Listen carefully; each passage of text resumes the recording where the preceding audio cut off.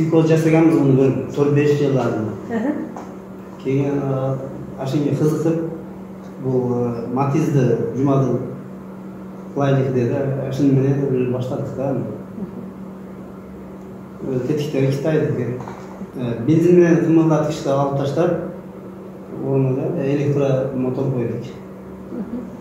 Азыр 100 километр жүрүп атат азыр. Күнүнө.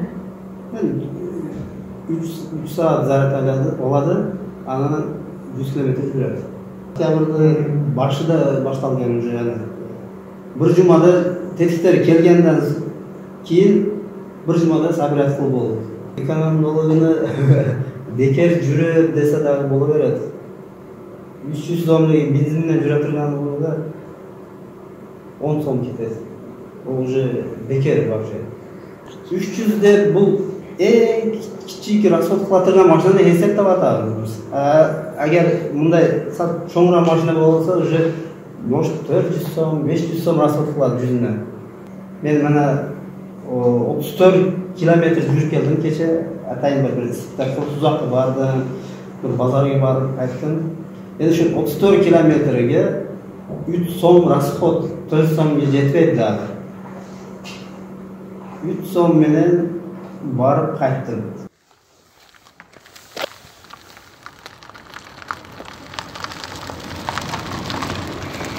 Тест кылганы жолго чыгып атабыз. Зарядтагандан бери 4,5 километр жүрдү азыр. Енді азыр узараак жолго чыгабыз азыр. Азыр эч болбоганда 50 километр жүрүп келебиз азыр. Мен өзү электрический мындай машина эмес, скутер, ошондой нерселерге кызыгып жүрөт элем. Пландар ДАМАСты электрик кыймылдаткычка өткөрүш керек болуп атат. Азыр биринчи пландарыбыз ошол. Экинчиси мындай bir немени bir чоң микроавтобусту деп сүйлөй берет. Автобусту өткөрүш планда бар азыр. Шаардын ичинде эле жүрөт, барып турат стоянкада турганда токко коюп ала берет, заряд ала берет. Ошо менен жүрө берет, толук акча жаныга түшөт. Может bir жол кирени дагы bir арзандатып койсо болотбу? Ошо менен bir элге пайдасы тиет да, ошон bir жолго коябыз Кудай кааласа. Бизге bir мынабы Матизди жасаш дагы өзү bir фантастика болгон. Мына жеттик Кудай кааласа. Энди автобусту дагы өткөргөнү жетебиз деген ойдо турабыз.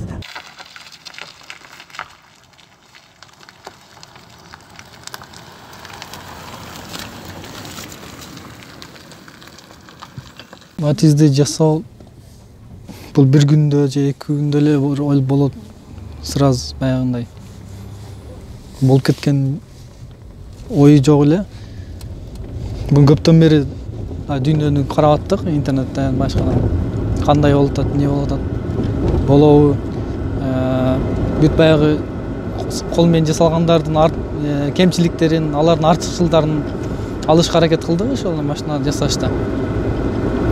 Анан мунун экономичный жагы, экологияга зыян келтирбей турган жагы бизге түрткү болуп атат. Ушуларды жасаштыгыбызга. Анан мына Кыргызстанды билесиңер. Кыргызстанда баягы жумушсуздук, өлкөдөн башка жака миграция, шаардан шаарга миграция деген нерсе өтө күч алып, ошонун айынан канча деген балдар кыйналып атат, жаш балдар. Ден соолугунан айрылып адамдар эң кымбат нерсесинен.